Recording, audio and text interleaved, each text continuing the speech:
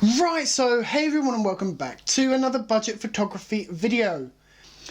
In today's video I want to talk about this, the 18-55 Canon kit lens. Now this kit lens comes with most, if not all, entry-level Canons, especially like the 100Ds, like the 500D that I used to own, the 200D, the 100D, and so on and so on. Or the Rebel range, which is called in North America. So is the 18-55mm a bad lens? Well, let's delve into some of its specs and find out. So, as I said, it is an 18-55mm equivalent to 28-88mm full frame, which isn't a bad range.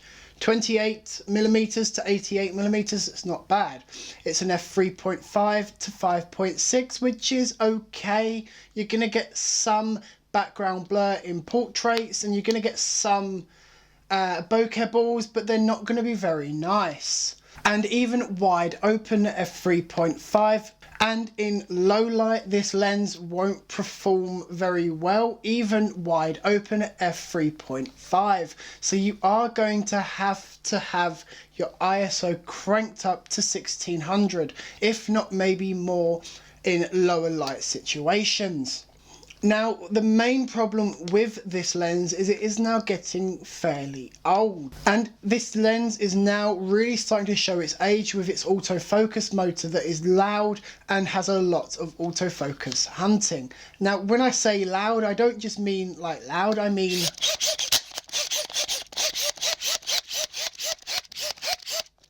That's just horrible, absolutely horrible. So while yes, this is a good autofocus motor for video work, I really wouldn't have this lens, especially with the hunting that this lens does, even when you have your f-stop lowered down to f5.6 or lower. So there was 2 or 3 reasons as to why I kept this lens for so long, and that was mainly because Canons don't inherently have IBIS, which is in-body stabilization. This lens, though, does.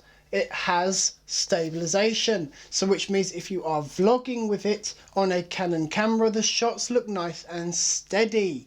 Unlike this 51.8, that while yes, it's a 1.8 and it's a beautiful lens, it hasn't got image stabilization, so I can't handhold this lens, whereas this one you can. But it has that for a very, very good reason, and that's because, as I said, this is a beginner's kit lens. So it has that stabilization because they are expecting the person that's going to be holding the camera or with this lens could have very shaky hands, and they're not going to be used to something like a DSLR, whether that be something like what I'm shooting on now or a 500D. Now, one big problem with this lens isn't the autofocus noise, isn't the crappiness of the optics or the looks of it, it's the crop factor. So as I said, this is an 18-55mm lens with a crop factor of 28-80. So why is that such a big deal? Well, this lens isn't designed for full frame like a lot of Canon lenses are.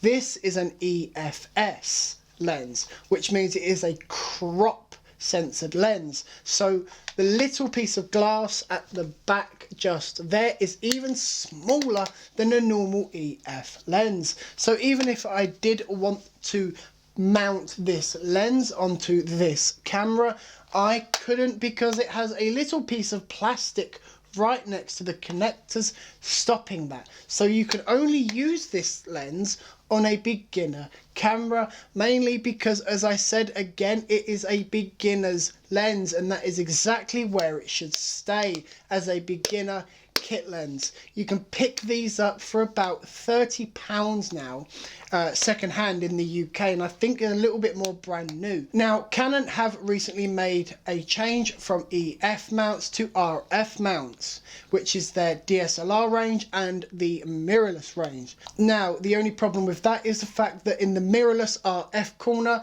there isn't as many lenses. Them lenses are really nice though, but there are more really nice lenses in the EF mounts. So a lot of people are having to go mirrorless and get adapters to use the EF, like you would with this.